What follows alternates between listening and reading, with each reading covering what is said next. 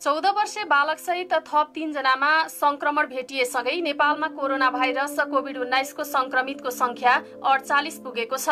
बिहिबार कोभिड-19 को परीक्षणका क्रममा भोजपुर, उदयपुर र जनकपुरमा एक महिला सहित 2 पुरुषमा संक्रमण पुष्टि भएसँगै संक्रमितको संख्या 48 पुगेको स्वास्थ्य तथा जनसंख्या मन्त्रालयका सहप्रवक्ता डाक्टर समीर कुमार अधिकारीले जानकारी दिनुभयो। भोजपुरका 26 वर्षीय पुरुषमा संक्रमण देखिएको छ। उहाँले धरान स्थित बीपी स्वास्थ्य विज्ञान प्रतिष्ठानमा परीक्षणका क्रममा भोजपुर हतुवागढीका पुरुषमा कोभिड-19 को संक्रमण देखिएको बताउनुभयो। ती संक्रमितलाई आइसोलेसनमा राखिएको छ। उनी गत फागुन 30 गते साउदी अरबबाट नेपाल आएका हुन्। यसअघि बिहिबार नै जनकपुरका 14 वर्षीय पुरुष र उदयपुर जिल्लाको त्रिउगा नगरपालिका 3 भुल्केकी 55 वर्षीय महिलामा संक्रमण देखिएको थियो। यो सँगै उदयपुर भुल्केमा संक्रमितको संख्या पनि 29 पुगेको छ। त्यहाँका सबै कोरोना संक्रमितको विराटनगर स्थित कोरोना विशेष अस्थायी अस्पतालमा उपचार भइरहेको छ।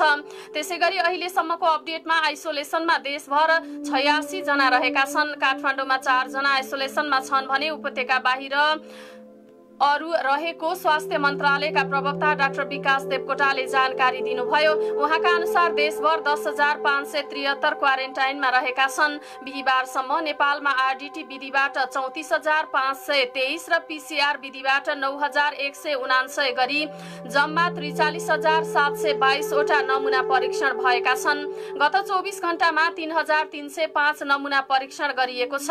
सबै प्रदेशबाट आरडीटी परीक्षण भइरहेको छ। प्रदेश 1 मा 3,592, प्रदेश 2 मा 4,529, बागमती प्रदेशमा 6,155, गण्डकी प्रदेशमा 4,555, प्रदेश 5 मा 2,756, कर्णालीमा 4,735 र सुदूरपश्चिम प्रदेशमा 6,835 वटा नमुना परीक्षण भएका छन्। यस्तै नेपालमा कोरोना संक्रमित बिरामी निको भएर अस्पतालबाट डिस्चार्ज हुनेको संख्या पनि दिन प्रतिदिन बढ्दै गएको छ। बिहिबार 3 जनाको डिस्चार्ज भएसँगै निको हुनेको संख्या पनि 10 पुगेको छ। मन्त्रालयका प्रवक्ता डाक्टर देवकोटाले बिहिबार पाटन अस्पतालमा उपचाररत पेप्सिकोलाका 58 वर्षीय पुरुष र 81 वर्षीय महिला निको भएर घर फर्किएको बताउनुभयो। उनीहरू पेप्सिकोलाको सन सिटी अपार्टमेन्टमा बस्दै आएका थिए। उनीहरूलाई वैशाख 2 गते कोरोना पुष्टि भएको थियो। त्यसैगरी बिहिबार नै धनगढीको सेती अस्पतालमा उपचार गराइरहेकी 65 वर्षीय महिला समेत 11 दिन उपचार गराएर डिस्चार्ज भएकी छन्। हालसम्म डिस्चार्ज हुनेमा काठमाडौँका 3, धादिङका 1, बागलुङका 1 र धनगढीका 4 जना रहेका छन्। 1 जना फागुन महिनामै डिस्चार्ज भइसकेका थिए। सत्तारूढ नेपाल कम्युनिस्ट पार्टी नेकपाका अध्यक्ष पुष्पकमल दाहाल प्रचण्ड सहित 6 जना सचिवालय सदस्यले सरकारले जारी गरेको दुवै अध्यादेश तत्काल फिर्ता लिन प्रधानमन्त्री तथा अर्का अध्यक्ष केपी शर्मा ओलीलाई दबाब दिने निर्णय गरेको छ। उपाध्यक्ष वामदेव गौतमको भैंसेपाटी स्थित निवासमा बिहिबार साँझ अध्यक्ष प्रचण्ड सहित बहुमत सचिवालय सदस्यको बैठकले प्रधानमन्त्री समेत रहेका केपी ओलीले शुक्रबारसम्म अध्यादेश फिर्ता नलिए शनिबार स्थायी कमिटी बैठक बोलाउने निर्णय गरेको हो। हामीले 24 घण्टाभित्र निर्णय फिर्ता लिन आग्रह गरेका छौं। बैठकमा सहभागी एक नेताले भने अध्यादेशको निर्णय फिर्ता नलिए शनिबार स्थायी कमिटी बोलाउने छौं। बैठकमा ओलीले गरेका पछिल्ला कामहरूको बारेमा पनि छलफल भएको थियो। बैठकमा सहभागी सबै नेताहरूले अध्यादेश जारी गरेर सरकारले ठीक नगरेको र पार्टीलाई ठूलो क्षति पुर्याएकोले तुरुन्तै फिर्ता गर्नुपर्ने निचोड निकालेका थिए। प्रचण्ड सहित वरिष्ठ नेता माधव कुमार नेपाल, झलनाथ खनाल सहभागी रहेका थिए। नेकपा भित्रको आन्तरिक विवाद चुलिँदै गएको अवस्थामा प्रधानमन्त्री ओली निकटकै महासचिव विष्णु पौडेल सहित बसेको यो बैठकलाई अर्थपूर्ण रूपमा हेरिएको छ। बैठकमा प्रचण्ड सहित नेपाल, खनाल र उपाध्यक्ष गौतम तथा महासचिव विष्णु पौडेल र नारायण काजी श्रेष्ठ सहभागी भएका थिए। 9 सदस्यीय सचिवालयमा प्रधानमन्त्री ओली, उपप्रधानमन्त्री ईश्वर पोखरेल र गृहमन्त्री रामबहादुर थापा बादल बाहेकका अरु 6 जना नेता नै भैंसेपाटीमा सहभागी भएका हुन्। भैंसेपाटीमा बैठक बस्दै गरेको अवस्थामा प्रधानमन्त्री ओली भने विवादित अध्यादेशका बारेमा परामर्श गर्न राष्ट्रपति विद्या भण्डारीलाई भेट्न शीतल निवास पुग्नु भएको थियो। यसअघि प्रधानमन्त्री ओलीले अध्यक्ष पुष्पकमल दाहाल र वरिष्ठ नेता माधव कुमार नेपालसँग अध्यादेश बारे छुट्टा छुट्टै परामर्श गर्नु भएको थियो।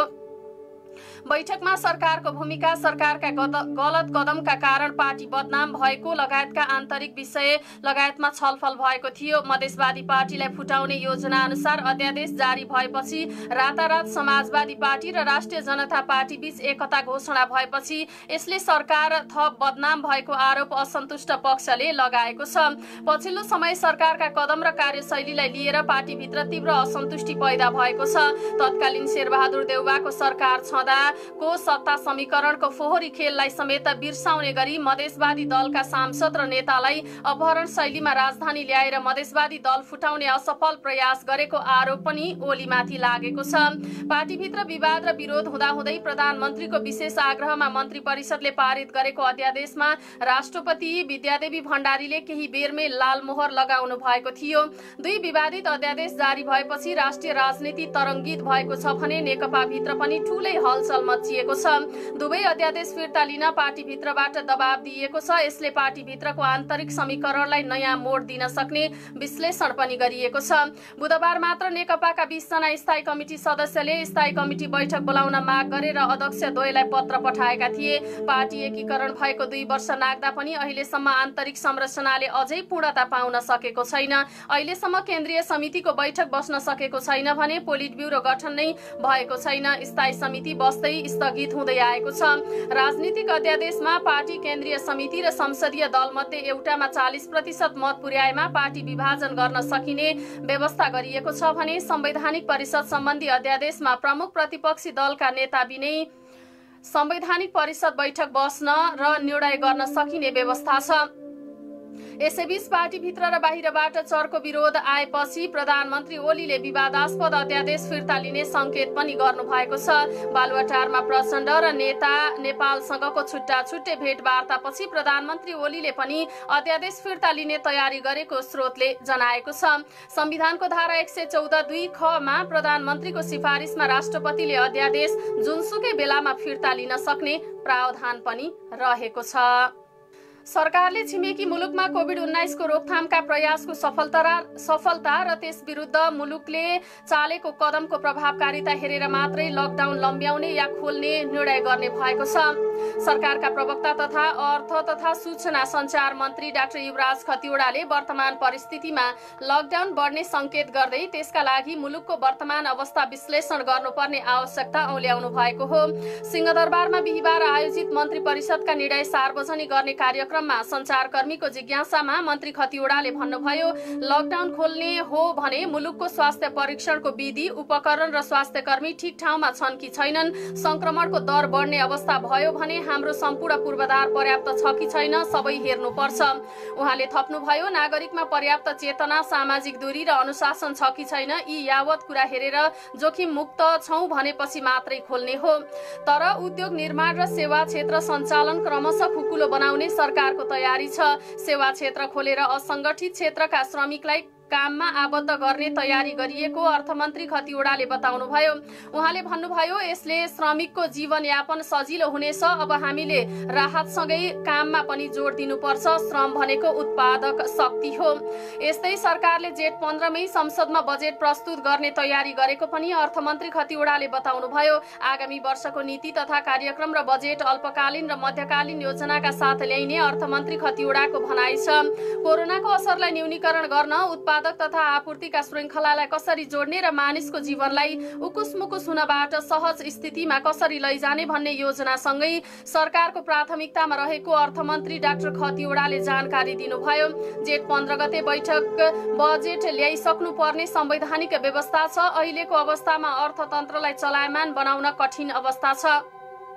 कोभिड-19 को जोखिम रोक्न चालेका जीवन रक्षा सम्बन्धीको कदमले आर्थिक क्रियाकलापमा प्रतिकूल प्रभाव पारिरहेको छ। एकातर्फ राजस्व संकलनको स्थिति अपेक्षाकृत हुन सकेको छैन भने खर्च गर्ने क्षमतामा पनि अवरोध आएको छ। एकातर्फ स्रोत थपेर बजेट निर्माण गर्नुपर्ने अवस्था पनि रहेको छ। अवस्था असहज भए पनि कर्मचारीले बजेटका लागि काम गरिरहेको अर्थमन्त्री खतिवडाले बताउनुभयो। जोखिममै भए पनि बजेट तयारीका काममा कर्मचारी खटिएका छन्। उहाँले भन्नुभयो, बजेट कस्तो ल्याउने भन्ने बारेमा सरोकारवालाहरूसँग पर्याप्त छलफल एवं अन्तर्क्रिया गर्न भने नसकिएको उहाँको भनाइ छ।